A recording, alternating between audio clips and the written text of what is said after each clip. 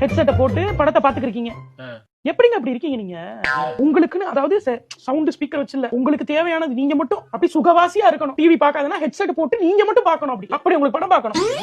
குழந்தை உங்களுக்கு குழந்தை கிடையாது, எனக்கு மட்டும் தான் குழந்தை, நான் மட்டும் தான் பிள்ளை. தூங்கிட்டு தானே இருக்கு, தூங்கிட்டு இருக்கு. படம் பார்க்கறனா டிவி கால்ல இருந்து போட வர மாட்டேங்கற, மதியம் படம் பத்தி விடுற, சாயங்காலம் போய் சீரியல் பார்க்கறன்னு பாத்துக்கிட்டு இருக்க. படம் பார்க்கறன்னு ஏங்க ஒரு செல்ஃபிஷா இருக்கீங்க? செல்ஃபிஷா இருக்கீங்க. ஹெட்செட் போட்டு யார் படம் பாப்பா? யார் பாட்டு கேப்பா? செல்ஃபிஷான ஆட்கள் தான் கேட்பாங்க. கல்யாணம் பண்ணிருக்கீங்க, ஆனா செல்ஃபிஷ்னஸ் மட்டும் போக மாட்டீங்க. செல்ஃபி சொல்லாத. கத்திட்டீங்களா? எந்திரிச்சா அவ்வளவு இனி பேசாதீங்க. என் பிள்ளைய நானே வளர்த்துக்கிறேன், இதுக்கு தந்தை தேவையில்லை, நான் பாத்துக்கிறேன்.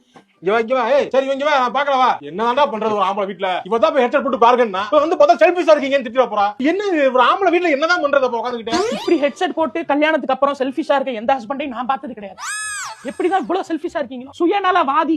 ஹெட்செட் தனியா போட்டு கேட்க தானே ஹெட்செட் இல்ல, நான் 5 பேருக்கு மாட்ட கேட்க முடியும். சுயநலவாதி, இவன் ஒரு சுயநலவாதி.